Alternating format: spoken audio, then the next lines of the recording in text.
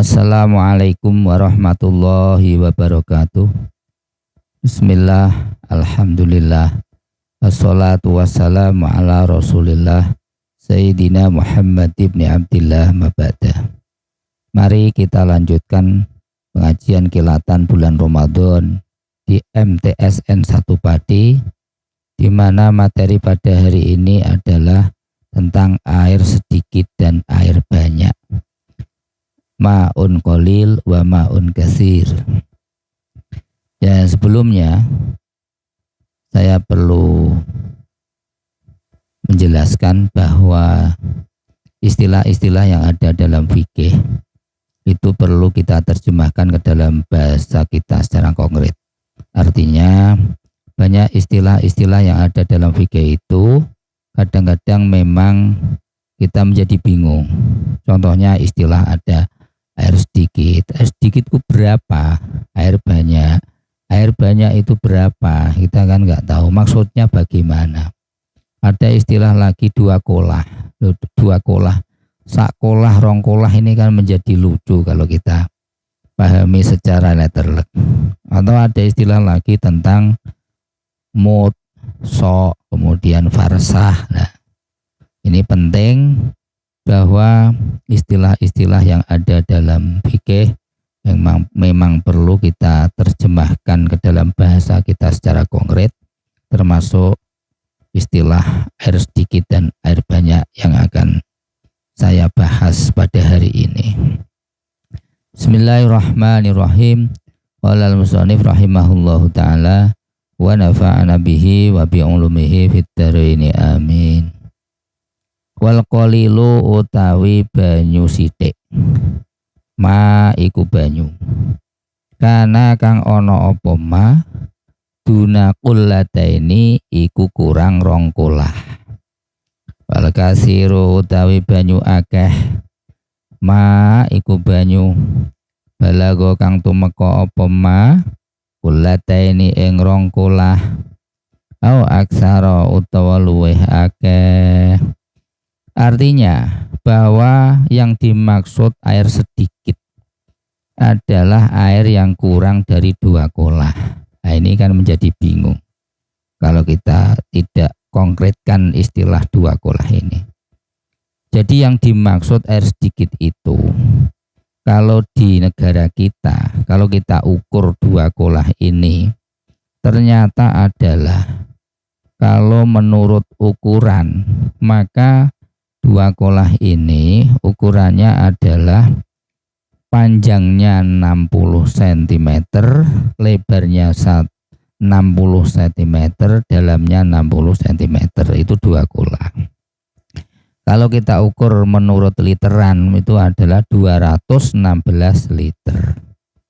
Jadi kalau kurang dari itu maka dianggap air sedikit.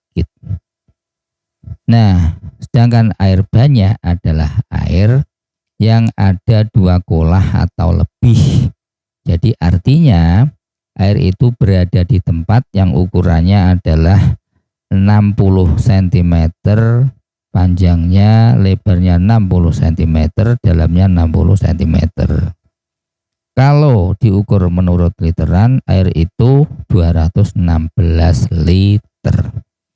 Ini artinya bahwa kalau kita konkretkan, air sedikit itu air yang kurang dari 216 liter dan air banyak adalah air yang 216 liter atau lebih. Maksudnya kalau kita kaitkan dengan kebiasaan kita, ya, kebiasaan kita wudhu atau mandi junub maksudnya, atau cebokan setelah kita buang kotoran, ini adalah perlu membuat tempat atau kolah atau jeding yang ukurannya di atas 60. Kalau kita membuat tempat air kok pas 60, ini kalau kita ambil 1 gayung itu akan kurang dari 2 kolah. Ya, makanya sebaiknya kalau membuat bak mandi itu adalah lebih dari 60. Jadi boleh 1 meter persegi ya. Lebarnya 1 meter, panjangnya 1 meter, dalamnya 1 meter. Biar apa? Biar air itu kalau diambil 1 gayung, sisanya masih 216 liter atau lebih. Sehingga tidak mustakmal apabila ada air yang dibuat untuk wudhu nyiprat ke tempat tersebut, atau air yang dibuat untuk mandi nyiprat ke tempat tersebut. Jadi artinya kalau bak mandi itu ukurannya adalah 1 meter, 1 meter, 1 meter, kemudian ada orang yang wudhu dan ada air yang nyiprat ke bak mandi tersebut, itu tidak menjadi mustakmal. Tetapi kalau bak mandi itu 60 pas atau bahkan kurang, malah kadang-kadang di kampung-kampung itu tidak ada bak mandinya, adanya ember yang kecil, adanya tempat yang sederhana. Jadi kalau orang wudhu kemudian nyiprat ke tempat yang kurang dari 60 cm ini kan resikonya mustakmal airnya. Apalagi kalau di WC-WC itu orang habis cebokan, bak mandinya kecil, lah ini ada sebagian air yang untuk cebokan nyiprat ke bak mandi yang kecil itu, maka air itu menjadi mustakmal. Jadi sebaiknya kalau kita membuat bak mandi, diusahakan 1 meter, 1 meter, 1 meter. Jadi lebar 1 meter, panjang 1 meter, dalamnya 1 meter, agar air kalau diambil itu sisanya masih 2 kolah istilahnya. Ini penting karena banyak di kampung-kampung yang tidak begitu tahu tentang ukuran 2 kolah. Karena kalau kurang 2 kolah itu kalau ada najis atau ada air yang nyiprat maka menjadi najis atau menjadi mustakmal. Karena air itu dianggap air sedikit. Tetapi kalau bak mandinya itu besar, misalnya panjangnya 1,5 meter, lebarnya 1 meter, dalamnya 1 meter, ini sekalipun ada air yang nyiprat dari basuhan wudhu, nyiprat dari basuhan mandi, maka air itu tetap tohir mutohir.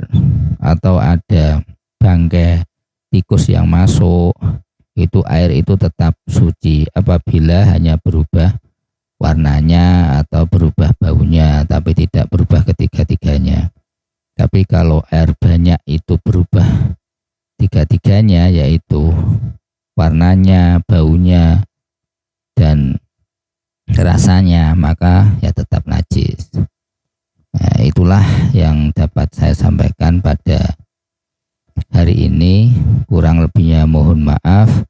Akhirul kalam, billahi taufiq wal hidayah wa ridhol inayah. Assalamualaikum warahmatullahi wabarakatuh.